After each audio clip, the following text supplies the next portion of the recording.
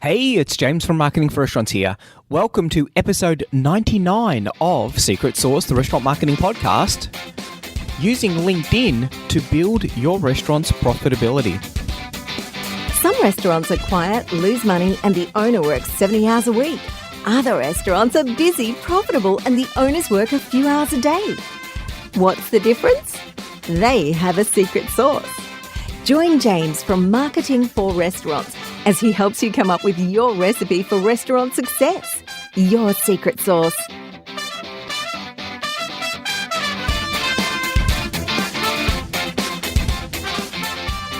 Welcome back, everyone. So in last week's podcast, we spent a little bit of time going over the LinkedIn platform. We looked at just how many people are on the platform.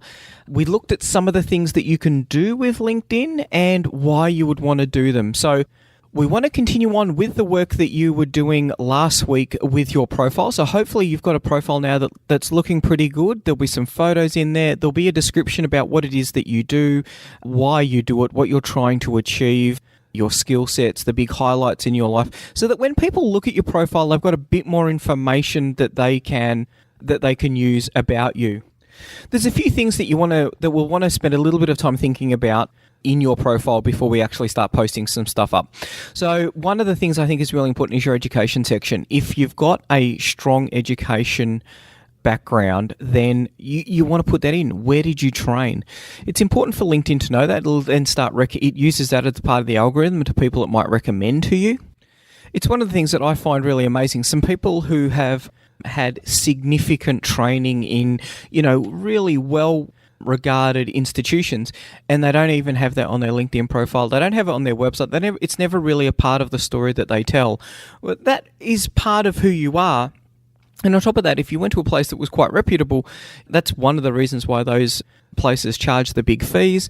Of course, that reputation rubs off on, everyone who goes there. So you should be trying to bask in that little bit of reflected glory that you can get there. After that, just quickly, you can go through and have a look at the skills and endorsements that you've got. LinkedIn has a list of skills that you can put in there, and then people can endorse you for them. And when I look at mine, I've had 99 plus endorsements for entrepreneurship and management. So people know that that's probably something that you're pretty strong at.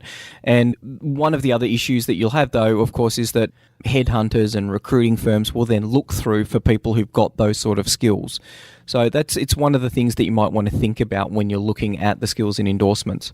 It's also a great way of sort of building your network is when you look at people that you can endorse them. And that can really give you a good way of creating a little bit of goodwill and also letting that, if it's someone that you haven't spoken to for a while, it can be a way of rekindling that sort of relationship and that conversation with them. The thing that I think is really good about this is that when you click on one of these things, you can then see all of the people who have endorsed someone around it. So I've got lots of endorsements for marketing. People can see who it is that's endorsed me for marketing. And then if you know someone who's endorsed someone for something, for a skill set that you're looking for, then it kind of holds a little bit more weight than just the random endorsements that people get. So now we've got the profile pretty much sorted out. We're pretty much good to go, and we want to start building your network, building the number of connections that you've got. Because once again, it's similar to Facebook in that if you've got a very, very small network, then the posts that you put up aren't going to have a lot of traction.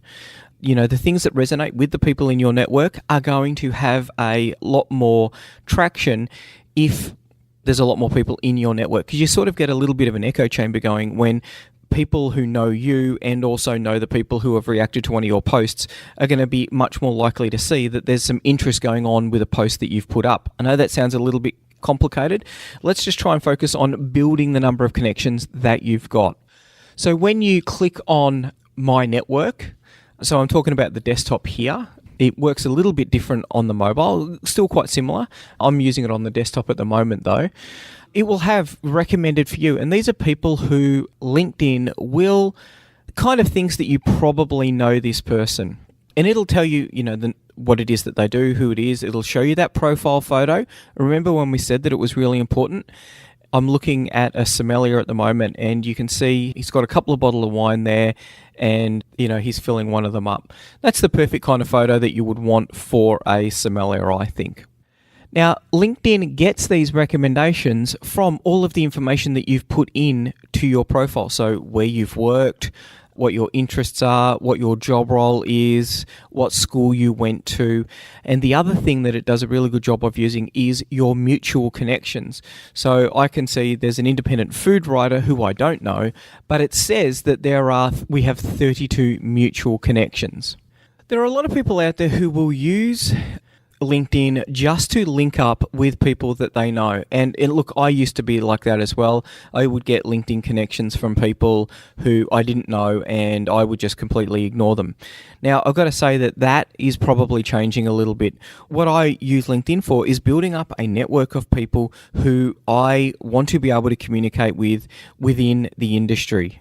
Within my industry, to be able to achieve the things that I want to do, whether that's hiring, whether it's finding customers, whether it's about getting articles written.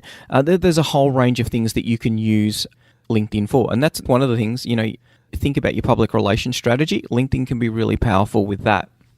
So obviously, if you're new to LinkedIn, then, think about everyone that you know in a professional capacity who thinks good of you and connect up with all of those people. It can take a little bit of a while, and I know that I've sent connection requests to people for significant periods of time before it is that they've answered it. And that is because not everyone is in LinkedIn all the time. There are other people, though, where you can send a connection request and it gets answered within, 20 seconds, and you think, well, that person's on LinkedIn now and they're using it and they want to connect up with me. One of the big things about connecting up with someone is that you then get to be able to click on their connection details. So it might have a mobile phone number in there, it might have an email address in there. So that can be really important if you're wanting to connect to people that you don't actually know. One of the ways that I use LinkedIn, so I've got a couple of other things that I do outside of my marketing for restaurants job. I really don't post anything up with that, but I will connect up with everyone who I know, because you never know when you're going to want their connection details. You never know, and I use it to keep track of what other people are doing as well, what's happening in their lives, in their professional lives, because it's not Facebook, it's going to be about their professional lives. So I'll connect up with everyone that I know, but I only post things that are of interest to my restaurant network. That's the main network that I use. It's the main, most of my work, nearly all of my work is done in the restaurant marketing industry. So of course, it's restaurant posts that I put out. Now, it will show you any invitations that you've got there, so someone might want to connect up with you. I don't connect up with everyone. If I know people, then I'm very highly likely to connect up with them. There'll be some people who are from an industry that I'm not really interested in, and they're probably much more likely to be hitting me up to proposition me.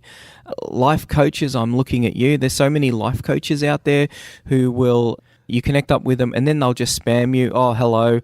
Thanks for connecting up with me. I do this, and this. And that's one of the things that you don't want to be doing in LinkedIn. And because of that, because I get spammed by these people, I'm much less likely to connect up with anyone in that industry. And there's a few of them out there. At the moment, I've got 170 unanswered invitations. And it's just a range of people from a range of countries. There's HR people. I've got people spamming me. I've got a business consultant who sent me a message in his LinkedIn request. Hi James, I wanted to connect with you because I believe I can help you achieve fantastic results in your business. I specialize in transforming hard to sell, unique and struggling businesses into valuable and highly saleable assets. Are you open to connect? Now I bet that Calum is one of these people who sends these sort of messages to 1,000 people. I don't have a hard to sell business. It is unique, and it's certainly not struggling, and it is quite valuable. So that's not the kind of connection that you want.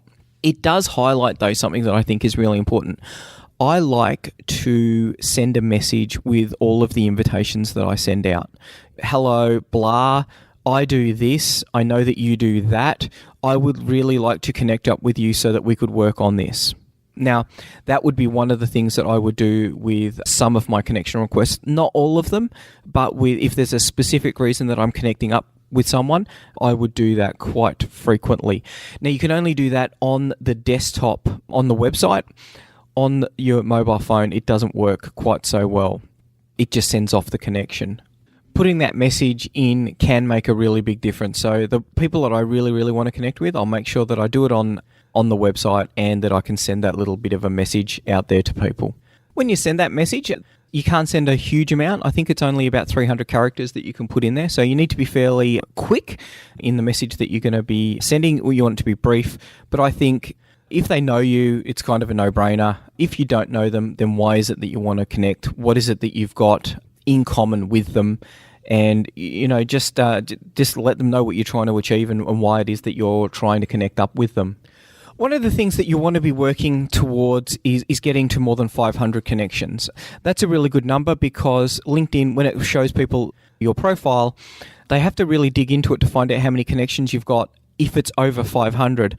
In a lot of the common views, it's just going to say 500 plus connections.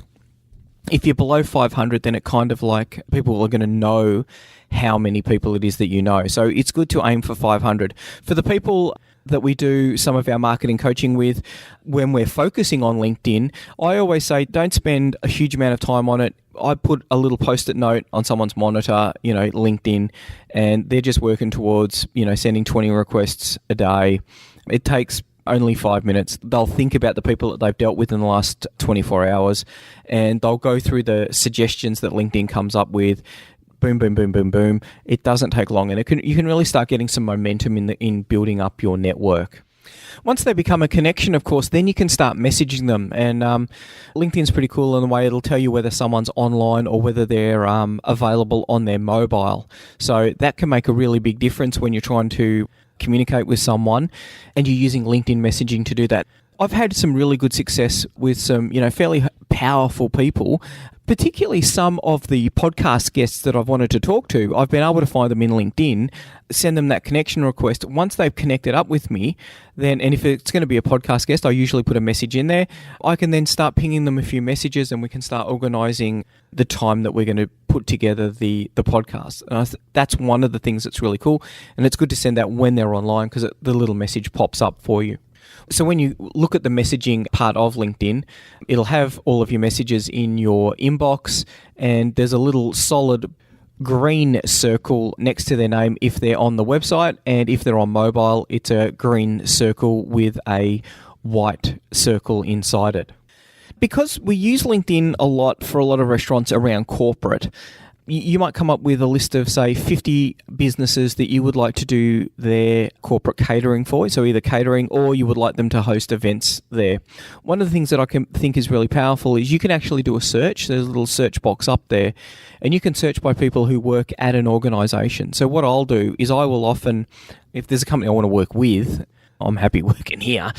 If there's a company I want to work with, I will start to connect up with people who work at that organisation, so that when I start posting things up, there'll be 2 or 3 or maybe 5 or 10 people who will have seen my post over a week. Then when my name gets thrown around, there'll be multiple people who are like, yeah, I know that guy. He's the guy who does the restaurant marketing stuff. You can do that exact same sort of thing when you're looking at, and so for you, you're either going to be looking for the business owner or you're going to be looking for a manager or a personal assistant, someone along those lines who would be booking corporate events. You might be a sales manager as well. Where are they going to take all of their people for a meal? So they're the kind of people in the organizations. And what you should be doing is thinking about, here are, 50 or 100 businesses that are of the size that they would do corporate entertaining, or they'd be having sales meetings, or they'd be wanting corporate catering that I would want as a customer. And the thing that I always find is that you can pick a number. It might be you want to pick up 10 corporate customers who are going to book every 8 weeks. If you start working out what those companies look like, then you might say, well, if I want to pick up 10 of them, if I target 100, then that's going to give me a pretty good chance of actually being able to hit that number. And of course, remember, your LinkedIn strategy is just one of multiple strategies that you would use. Just as a quick example of that, there will be people who will see a post that I've done on LinkedIn, and I was just having a look at it. I did one about Foodora, Uber Eats, and Deliveroo. So they've got some legal problems at the moment around the status of employees. I know that a lot of restaurant owners, it's a very, very hot topic because of the unfair wages that get paid to them. And the issue is that it makes it cheaper, or restaurants can't compete when they do their own delivery. So it's a very hot topic item. I wrote a blog article and I then put that blog article, I put a link up on LinkedIn. Now, people came from LinkedIn and read the blog article. All of those people, they then go back into our retargeting group. So we've got our website pixeled. You've got your website pixeled as well, haven't you? Hopefully you have. And they all go back into a custom audience with Facebook. So if I want to, I can then send them another message in Facebook. So they start to see us across channels, and I think that's where it starts to get really, really powerful. Just a quick thing with Facebook custom audiences, you can create an audience off a single page. So if, for instance, there was a lot of people went to that Fedora blog article that I wrote, and quite a few people did, if I wanted to go back to them, I could create a custom audience just of people who'd visited that one page. Now, we use that for, targeting people around, corporate hospitality. So if you've got a hospitality page or business lunches or catering or something along those lines, you can drive people who've been to that page. You can start targeting them in Facebook.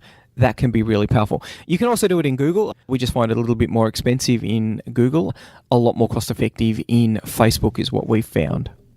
So we aim to be seen as the thought leaders in the restaurant marketing industry.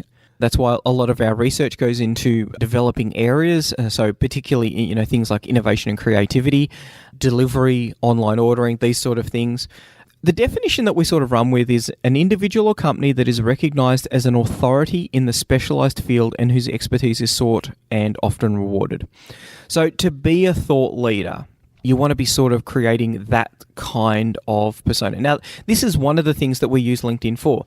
If you own a restaurant, it's probably not really going to be about that. You're going to be probably thinking about more of creating the network, creating the community, and highlighting to people what it is that you do as a part of your community. If you're an executive chef, maybe a little bit more into the thought leadership type area. A lot of the people who work in the hospitality industry, but not in a restaurant, will aim for the thought leader kind of process. Now, this isn't to say that there's a lot of components out there that are really difficult for people to, when not a lot of people have come up with a thought leadership type area. So one of the areas I would have thought is menu engineering. There's not a lot of people who talk about menu engineering. There's probably quite a bit of work that could be done to help educate people around that. If you start picking up that burden, and this is one of the areas that we're working on some resources in, is menu engineering, but it's not going to be a core thing. It's just something that I think that, we've got some knowledge that would be well and truly worth sharing. If you ran a restaurant and wanted to be an expert in menu engineering, if you shared that journey, then you would start to really get traction. And how is that of benefit to you? Because you own the restaurant, people will want to come into that restaurant because they want to see what it is that you've done. They're going to have the inside look on the way that you've engineered your menu. You share the journey that you've taken as you've costed it, as you've experimented with Instagram and Facebook and the marketing process around that. You then say that, you've developed a whole heap of processes around menu engineering. You can then supplement your income with consulting around menu engineering. A lot of things that you can do, and LinkedIn can be a really powerful platform for that. So let's start looking at some of the things that you're going to start posting. What is it that you're going to want to start posting on LinkedIn? Now, I follow a lot of chefs. I'm connected up with a lot of chefs on LinkedIn. I see a lot of food imagery, and you know what? I think that that's really powerful because that is what it is that you do. One of the things that I think there's a really big opportunity, though, is to go through the process about telling the story about the dish. Now, as a chef, then you're going to be wanting to demonstrate your professional expertise. So you're going to be talking about the technical aspects of the recipe. How was it costed out? What was the considerations that you took when you were looking at the ingredients that you were coming up with? Why did you choose one supplier over another? Providing value like that can be really powerful. Corporate events, we're going back to corporate events. It's important because of the fact that it's often midweek and price is not often a consideration around it. I've seen a couple of people, a couple of chefs, a couple of restaurant owners who've said, here are the 10 things to think about when you're organizing a corporate event. Now, some of those have been really quite successful because that is, I'm organizing a corporate event. What are the 10 things that I want to be starting to think about? So look at ways that you can create value for the post that you create. And so if it is a menu item, what is interesting about this menu item? Now, for me, just the dumb guy on the street who's looking for a feed tonight, oh wow, that looks really interesting. I want to know how much it costs. And I may want to know some of the story behind it, Farmer Bill's cow, Farmer Pete's potatoes, whatever the stories, or is it gluten-free, blah, blah, blah, blah, blah. They're the kind of things that I would be interested in if you're looking to get me to come into your restaurant. What about the techniques that you're using? Is there a special technique that you're using? Are you using more of a special technique? Over the last 18 months, we've really worked hard to come up with a happy hour menu that was going to work for our restaurant. We wanted it to be very quick and easy to be able to prepare while we were doing prep for the main dinner. These are the items that have worked really well. What's worked well for you? Now, you would expand on that. I haven't provided a lot of value in that. You would provide some value, provide your insights into the process that you've taken, then tag companies into it or tag people. So you might have a network of, maybe 10 chefs. Now, one of the things that I find really interesting about this is a lot of people think that they compete, chefs compete. I've also seen chefs who work on the same street who work together to get people to come out. And I think that can work really well. But the good thing about this is you can tag people who are more than, 20 miles away. They're not really going to be competing for the same diners to come in. You can tag 20 chefs and ask that question. What's the number one thing that you've found most effective in increasing happy hour patrons? Now, that is something that people are then going to start, and you can create a whole conversation that goes on and on and on, where the conversation provides more value than the actual post that you've put up. But you've had a good photo in there. You've started with a good opening for the post that actually makes sense. Happy hours, everyone hates them, but they're so important to getting the night off right. Oh, just a quick little happy hour story. I meant to mention this in the last podcast. I was out with some of our team in Manila a couple of weeks ago, and we found a really cool Japanese restaurant. I can't remember the name of it. Let me see if I can find the name. I took some photos in there on my camera. Let me just have a look.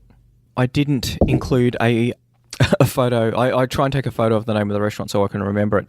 What they did though is they took meat, they sliced it very, very thinly, and then they created a dish around that, plus or minus panko crumbing. And I got one that had like an asparagus or cauliflower type sauce on top of it. It was super, super, super delicious. Now, we'd done some team building with the team. We'd gone and done some room escapes, which are really cool. Everyone was sort of pumped up. I had a look at it. The menu was really good out the front to drive walk-ins. And I said, look at this. This looks ridiculously cool. We should all eat this.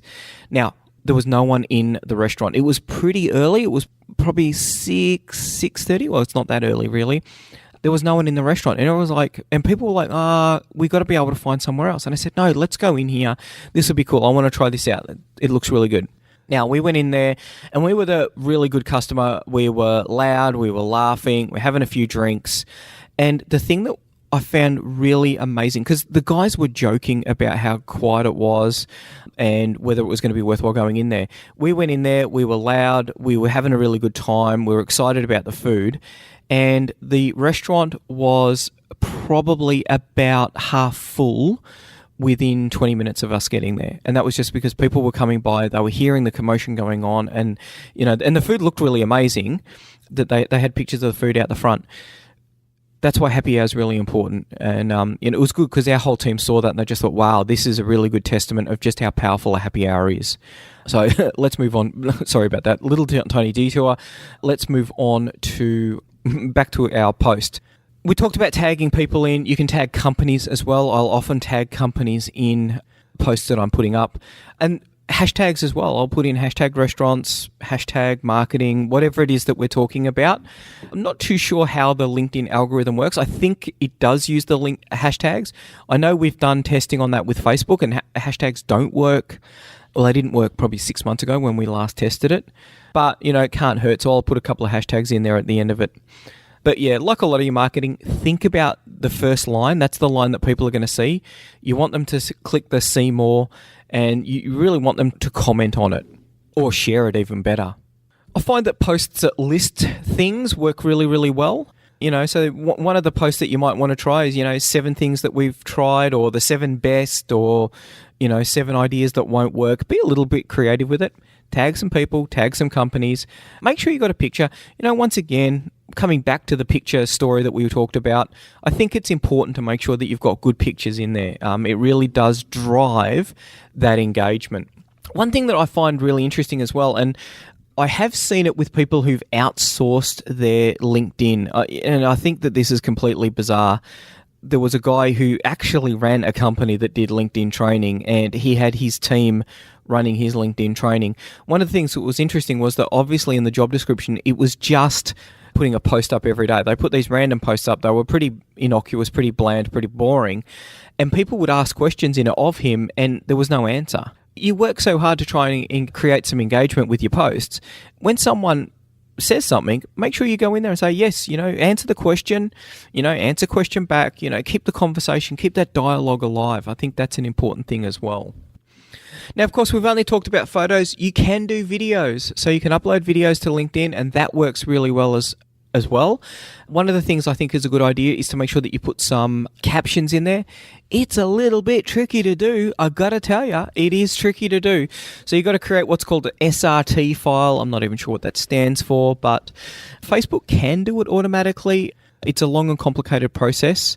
You can also outsource it as well. So you can use a company like Rev, which will do it for you. We do it in-house just because I want to make sure that we're 100% on top of what I've said and what's going to actually come out in the captions. But your videos will get a lot more interaction and people will watch a lot more of it if you've got the captions. And I think it's one of those things that your brain sort of like gets a little bit tricked into. Once you start reading it, you continue reading it, and unless it's really boring. If it's moderately interesting to you, then people will continue on with it. If you are going to do video, then make sure that you visually tell people what it is about that you're going to be talking about, because of the fact that if it's just you jibber-jabbering away, people aren't going to know what it's about. If they don't read the text that you've got above it, then they're going to miss out on what the video is. So, if you're showing off your mad knife skills, start with showing off mad knife skills and then go through, the way that you chose your knife and how you practice, blah, blah, blah, blah, blah, whatever it is that you want to talk about. You will find that as you start putting content up, some content's going to go really well, some content won't. I've been doing LinkedIn for quite a while now. I have an idea about what it is that's going to work. So there'll be some things that I put up just because I know that some people will see it and there are people that I want to see it, but I know it's not going to go that well. There'll be other things where I'll put a little bit of effort in to make sure that it really does go as far as I want it to go, because I think that's important as well. But you're only going to get that sort of understanding once you start doing it, and more importantly, go back and having a look at it. So I'll go through my posts and have a look at it and go, that one got 25,000 views, that one got 1,000 views. A lot of my stuff is only getting 1,000, 3,000, 5,000 views. I'll get some that go really, really, really well and are north of 25,000 views. So the view count's obviously a lot less than it is with Facebook. The flip side of that, though, is I think that those relationships are a little bit more juicier, a little bit stronger. So that's why I've dedicated a little bit of time to LinkedIn. It's really not my main platform, but it is a powerful platform that you can use. Now, one thing that is actually really cool that I thought I would just share with you at the end of this one. This is for the special one for everyone who's listened through the 2 episodes on LinkedIn. This is a massively cool tool. So you can click on My Network, and on the desktop there'll be in the top left-hand corner there's the number of connections you've got. So I've got over 10,000. You can click on that number, and when you click on that number, it brings up a list of all your connections in, the last person that you connected up with. So that's interesting. Now, in grey, kind of really hidden in plain sight, but in the top right-hand corner, there's a Manage Synced and Imported Contacts. When you click on that, it brings up a list of contacts that you've imported from something. So you can import them from, Gmail, your connections without too much drama. But under the advanced options, which is on the right-hand side, there is a function to export contacts. Now, that will give you a spreadsheet with everyone's email address in it. So you can quite easily create a list that you're able to email people with. And I think that can be really, really powerful. So under that, there'll be under the privacy tab that comes up under there, there's an option to download your data. So download an archive of account data, posts, connections, and more. And from there, you can download connections. And this is a really, really cool tool. Now, bear in mind that there's various email legislation out there that you need to be cognizant of. These are people that you've connected up with, and you do have their email addresses. So one of the things that I've used it for is I will put that in Excel, and then I've just got an easy ready reckoner of people that I want to be able to email out who I may not actually know. I don't bulk email out of that, but you technically could potentially email a whole heap of people out of that. You'd need to bear in mind the various legislation requirements around that, though, depending on what country you're in. So we've covered a bit of ground. We've talked about optimizing your profile. We've talked about how you can grow the number of people that you've got, the number of connections that you've got, the kind of content that you're going to put up there. The last thing I would say is to try and build LinkedIn into your marketing plan. So you don't need to be in there every day. I think in that growth phase, it's worthwhile to be in there. Just try and find 10 or 20 people that you want to connect up with each day to really start putting a little bit of a fire under the rocket that's going to be propelling your LinkedIn marketing program. But really, when there's that great photo that you take of the dish, you can put it up quickly, maybe spend a little bit of time talking about what it is that you're going to do. And then once you're comfortable with that process, once you start to understand what it is that people like, what it is that they see, what they're more likely to share, then start actually, rather than having a straight generic, Facebook campaign where this is how we're going to do with Facebook and then LinkedIn feeding off that, I'm now at the point where I'm going to think, in LinkedIn, I would like to do this. And so I might actually create a LinkedIn first post. I'll do a post just on LinkedIn. If I see something in the news, I will share that with my own commentary in there. And some of those have been our most successful posts. Now, they don't drive people to our website, but it means that more and more people are seeing my profile on LinkedIn. They get to know what it is that I stand for, what I think is important, and how I think restaurant owners should be guarding their data, which is one of the things that I talk about quite a bit on LinkedIn. And so really starts to build that reputation, and which means that people are a lot more likely to be able to want to talk to me or to talk to one of our team when they're looking for an online ordering solution or a booking solution. I think that can be really powerful. And lastly, make sure that you're going back, look at the metrics, look at the data, look at your posts. When people are posting in there, if they're asking questions, go in there, have that conversation. I find it really interesting. So someone from the UK just couldn't believe that Frollo and Forbes were free. And I was like, no, free is free is free. They're always free. We've got restaurants all over the world who are using these products. And he was like, I'm trying to find the pricing. You've got it hidden away. I think you need to be clear about what the pricing is. And it's like, no, it's free. And he goes, no, I found it. And he actually screenshotted the Marketing for Restaurants website. And he goes, here's the pricing for it. And it's like, no, that's the pricing that we use when people use us to build their websites. I know that it's really frustrating, but we don't charge for Frollo and we don't charge for Forbes. Now, you could have just blocked this guy, but I thought it was really interesting because this guy was just so really excited about finding where the hidden costs were. And then he kind of got the message, well, oh, wow, it really is for free. Now, that was in a post that was seen by about 3,000 or 4,000 people. Not all of them will have gone through, but I reckon probably about 20%. So 600 people will have seen that. And that really does reinforce, because it is one of the things that we struggle with in getting the messaging across, is that people think, oh, there's obviously a trick, there's obviously a trap. But it's good for them to see that sort of conversation. And the interesting thing was, we had more Forbes and Frollo signups last week after that exchange went on. So the question is, how is it that you're going to use LinkedIn, and how is it that's going to fit into the program that you're going to create to find more customers and turn them into repeat customers? Hopefully we've come up with some ideas. I think, there's plenty of things that you can do with LinkedIn to, just as a part of that plan. Don't make it your whole plan. I think that would be That would be crazy. If you're successful with LinkedIn being your whole online marketing plan, let me know, because that would be interesting to see. But yeah, as a part of it, don't spend too much time, but get in there, have a think, have a play, have a crack, and see how you can go with it. I think that you'll be pleasantly surprised with the results that you get. So hopefully you got something out of it. As always, please leave a review in iTunes. If you see our messages come up about the podcast, please tag a mate in who should be listening to the podcast. It really does help us to get the word out about the podcast. It's our main free tool that we provide, I think, given the fact that there's thousands and thousands of listeners all over the world. It's probably our most useful free resource that we've got. And so, yeah, it really helps us to spread that word and to help restaurant owners to be more profitable and to get the kind of restaurant that they always wanted. You have an outstanding week. Bye. Want more customers for your restaurant, cafe, or takeout? Every month, our marketing tools and information are used by thousands of restaurant owners just like you to help them find more customers and turn them into repeat customers. All of our tools and information is designed specifically for restaurant owners. We know you don't have a lot of time to spend marketing or learning complicated procedures, so our tools are quick and easy to use.